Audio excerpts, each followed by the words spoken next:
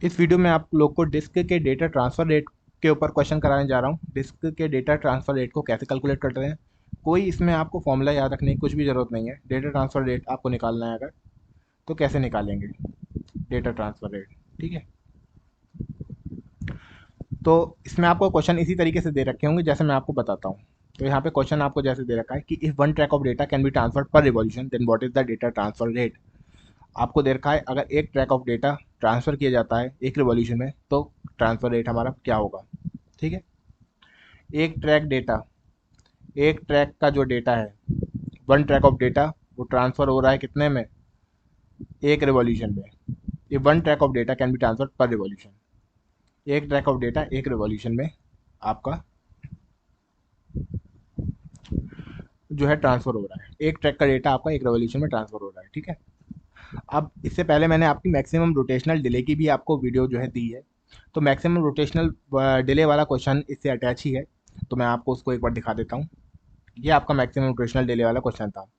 तो यहाँ से हमने निकाला था कि एक रिवॉल्यूशन पूरा होने के लिए 1/90 सेकंड हमें लगते हैं, ठीक है। मैक्सिमम रोटेशनल डिले ये वाली, क्योंकि जो मैं आपको क्वेश्चन करा रहा हूँ ये आपको मर्ज होकर आता है, ठीक है। आपके 5 क्वेश्चन एक साथ आते हैं, आपको सारी डिटेल एक साथ दी गई होती है, उसी से आपका क्वेश्चन बनता है, ठीक है। तो सबसे पहले आपको क्या निकालना है, ये आपकी मैक्सिमम रोटेशनल डिले आपको कैलकुलेट करनी पड़ेगी, जिसके ऊपर मैं वीडियो पहले ही अपलोड कर चुका हूँ, आप लोग पहले उसको देखो। वहाँ से आपको क्वेश्चन मिल जाएगा, वहाँ से आपको मैक्सिमम रोटेशनल डिले निकालना आ जाएगा। मैक्सिमम रोटेशनल डिले आप निकाल लोगे, यानी कि एक रिवॉल्यूशन में कितना टाइम लग रहा है वो आपको पता लग जाएगा। जैसे कि यहाँ पता है कि 1/90 सेकंड लग रहा है हमारा, तो एक रिवॉल्यूशन में टाइम लगा कितना, 1/90 सेकंड। एक ट्रैक डेटा ट्रांसफर हो रहा है। अब मैंने जैसा कि पहले बताया कि ये मर्ज वाला क्वेश्चन है, ठीक है। यानी इसके साथ और भी क्वेश्चन हमारा जुड़ा हुआ है, एक पूरा 5 नंबर का क्वेश्चन है ये।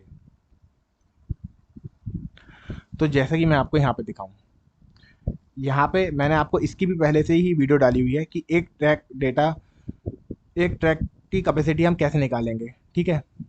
एक ट्रैक की कैपेसिटी कैसे निकालेंगे उसमें मैंने आपको वीडियो दी हुई है, तो आप उसको भी जाकर देखो, तब आपको ये क्वेश्चन और अच्छे से समझ में आएगा। तो कैपेसिटी ऑफ ट्रैक हम यहाँ पे निकाल चुके थे 25 किलोबाइट। 25 किलोबाइट हमने यहाँ पे ट्रैक की कैपेसिटी निकाली हुई थी, ठीक है।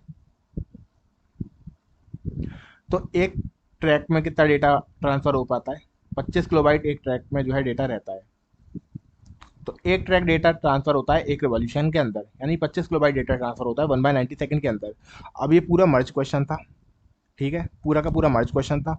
तो हमें ये सब चीज़ें कैलकुलेट करके लाए कि एक ट्रैक का जो है, एक ट्रैक की कैपेसिटी क्या होगी, मैक्सिमम रोटेशनल डिले क्या होगा, यानी कि एक रिवॉल्यूशन लेने में हमें कितना टाइम लगेगा।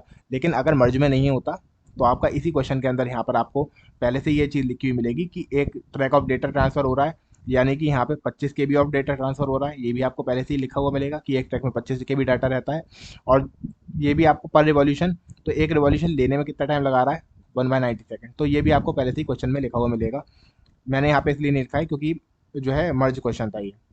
तो अगर आपको वो सब निकालने के लिए नहीं बोला जाएगा तो आपको पहले से यहाँ पे गिवन दिया जाएगा कि ट्रैक के अंदर कितना डेटा है, 25 KB, और एक रिवॉल्यूशन में टाइम कितना लग रहा है, ठीक है।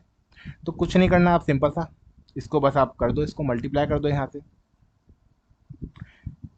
डेटा ट्रांसफर रेट का मतलब क्या है कि एक सेकंड में कितना डेटा ट्रांसफर हो रहा है।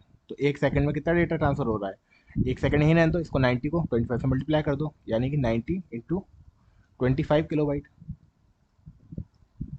इस तरीके से 90 इंटू 25 कर लो, 90 इंटू 25 कितना होगा। तो हमारा आंसर क्या आ गया, 2250 किलोबाइट्स पर सेकंड हमारा आंसर आ गया। एक सेकंड में आपका 2250 किलोबाइट डेटा ट्रांसफर होता है। तो आशा करता हूँ आप लोगों को समझ में आ गया होगा डेटा ट्रांसफर रेट का क्वेश्चन। आपको यहाँ पर पहले से ही ट्रैक जो भी आपको दे रखा होगा, जैसे यहाँ पे ट्रैक दे रखा है तो ट्रैक की कैपेसिटी दे रखी होगी क्वेश्चन में, और आपको एक रिवॉल्यूशन कितने सेकंड में कंप्लीट हो रहा है वो भी आपको पहले से दे रखा होगा अगर अकेला क्वेश्चन आता है तो। फिर आपको डेटा ट्रांसफर डेट निकालना है, तो इसी तरीके से जैसे मैंने आपको बताया आप लोग निकाल लेंगे। वीडियो पसंद आई हो तो वीडियो को लाइक करें और चैनल को सब्सक्राइब करें। Thanks for watching.